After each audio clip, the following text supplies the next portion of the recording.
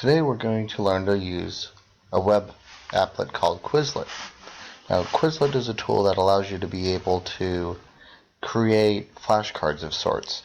And they can be based on anything that you really need to do with them. For example, they could be math facts, addition and subtraction. They could be things that you could use in terms of foreign language, like Spanish and English. They could be vocabulary terms and definitions.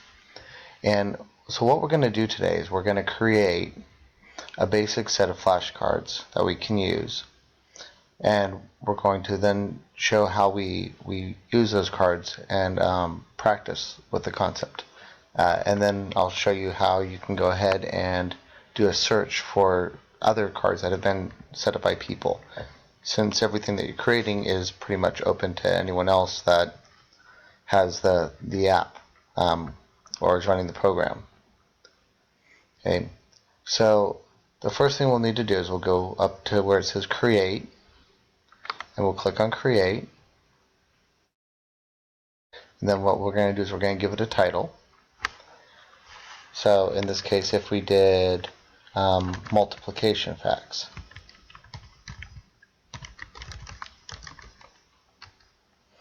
and then we're going to give it a range, so 0 to 9, just so that way people have an idea of what levels they're really looking at. Okay, and so then what we'll do is we'll go here, we'll choose our language for English, and it's going to be English to English. That way, if we were working with different words, we'd be able to put those in if they were in a foreign language. Okay. And so on this side, what I'm going to do is I'm going to put 0 times 1. I'll go over here and I'll put 0. Then down here I can put 1 times 1. And go over here and put 1. And so I'm going to keep entering these. Times 1 is 2. And then I'm going to put in, I think I'll just put in some random ones so you can kind of see how they work. 4 times 5, 20, 3 times 6, 18. And you'll notice that it'll just keep adding them as we need to. So if I put in 4 times 7, 28, and I hit tab again, it just brings out another card. 8 times 6, 48. And we'll do a couple more just so that you can kind of see how they all kind of connect when we're done looking at them. Say 4 times 9, 36. And then we'll need 2 more. 0 times 8, 0. And then the last one will be 9 times 9. Okay. Then I'm going to go to create, and it does allow you the option if you want to put a visual aid in there or an audio clue, you can do that as well. But we're just going to go ahead and create what we have right now. Okay, and so we've created a set. Okay, and in doing that, all we have to do to play it is we don't need to link it somewhere else. That's just one of the ways that they tend to generate ad revenue. You can add to a class or to a folder. So I can also paste the link. So if I wanted to go ahead and send it to other people so they would know which one to use, like if I were doing it on a Google Classroom or something of that nature, I could post this link into that site, and the students could click in it and then be able to work off of it. I'm not going to go ahead and post it right now though. So now if I want to look at it, I have a couple of options. This allows me to see that I'm looking at the multiplication fact 0 to 9, the same one that we called.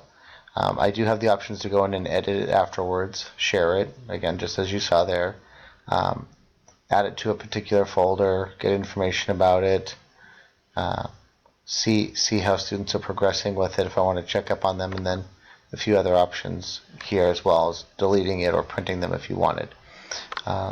So what we'll do is we'll look at the flashcards first, since that's usually one of the main reasons for utilizing it. And so when I click on flashcards, it's going to give me 0, and I can just hit the space bar and it'll flip between them. See, so 0, 0 times 1. That allows, and then the right arrow will move me to the next card. Left arrow moves me back. So right arrow, I can go 1, 1 times 1. So if 1 times 1 is 1. And then 2, 2 times 1, 20, 4 times 5, okay. And 3 times 6. And you'll see my progress. It's showing that I'm going through these and doing them. I've done all 10 cards. Okay. And I go, you know what? Maybe I need to shuffle them. I want to make sure that I'm really getting them. If I click on shuffle, then what it'll do is it'll do the same type of thing.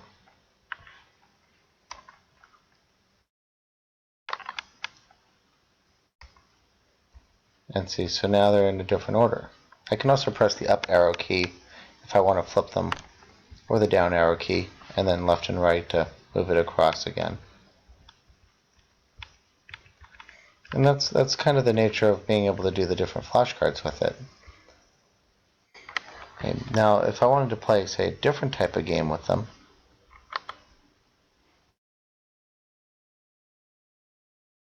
let's see, I should be able to go to, here we go. Okay, so you just started 10 times.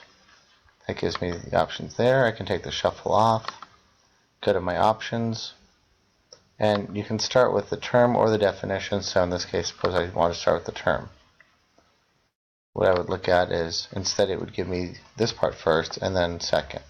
So 1 times 1 is 1, okay, 2 times 1, 2, 4 times 5, 20. And so that's an easy way to kind of learn to utilize kind of a relationship between two objects. And I can see kind of what they look like down here.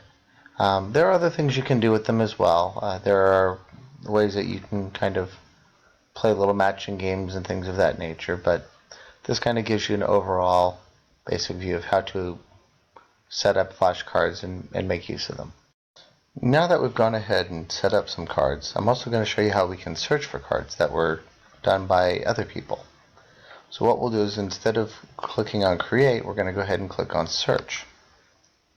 And it gives us a basic search link that we can use. And if we said that we wanted to find multiplication facts,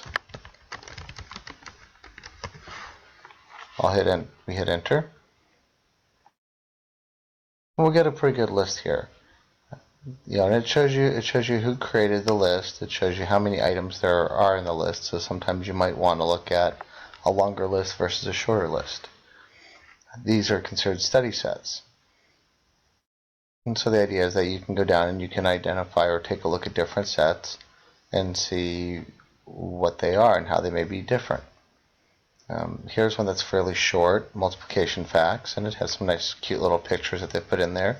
So we're going to take a look at that. We're just going to click on the word multiplication facts. And if we want to do the flashcards, we have that option again.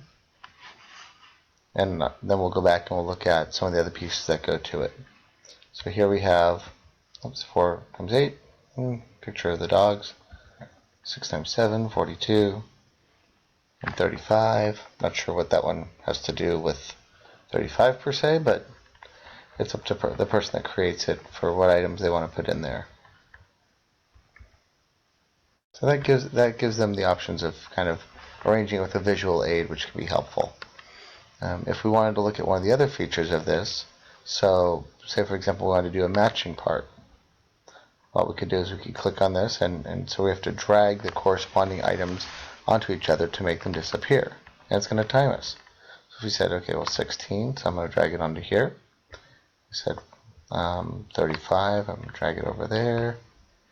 55, it doesn't matter which part you drag as long as you connect the two pieces. So if I said 60 over here, 12 times 11, up here's 72, here's 1, and for some reason I'm not seeing, oh there we are, There's our 48. Okay. And so then it gives us a time frame for that. And we can play it again, and it'll keep doing it as long as we want, which is a really nice way to kind of review for things. I've had my own kids do it as well, and it's been pretty helpful. So I can see within the scores here that we got 33 seconds. We got ranked 9th on the leaderboard. So of course that's always nice for those kids that are a little competitive, that they're able to go in and try to show how well they can do against someone else. If I want to get past this part, I just press escape. Oh, and start me again. I'll just click on back.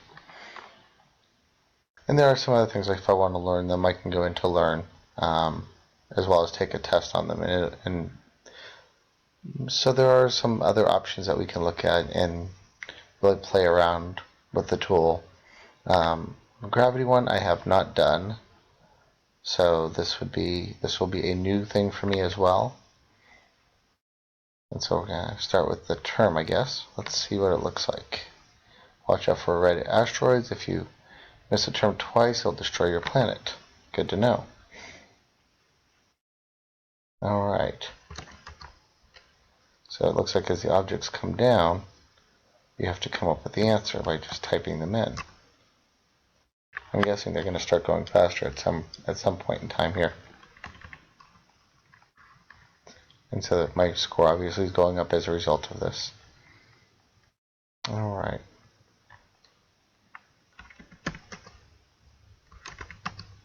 There we go, sorry.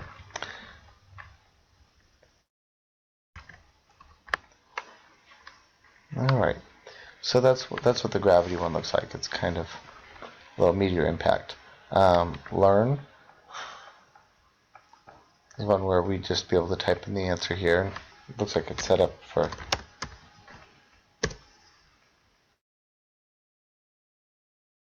okay, so they just wrote them by each other. But that allows you to, as a way to kind of be able to gauge them. So that may be something to look at in terms of the flaws, how it's written as far as alternative formats. But suffice it to say, this is kind of what Quizlet is. It does have some useful tools that people can go ahead and put in there. So now I'm going to put in 6 times 7 and see if that's the one. It'll go through and it'll ask me, I can get tested this way. 3 times 11. But what happens if they don't have it set the other way? The same issue may show up. And I do have the option of printing the test. So at any rate, that's what Quizlet looks like. It's very useful for a lot of little things. It's pretty quick. There is a mobile app, so students can get it on their phone and actually do it in the meantime, kind of in between other activities. So they're able to actually work on their schoolwork while they're like waiting in a line or waiting for something else to happen. Hopefully you found it useful, and thank you for tuning in.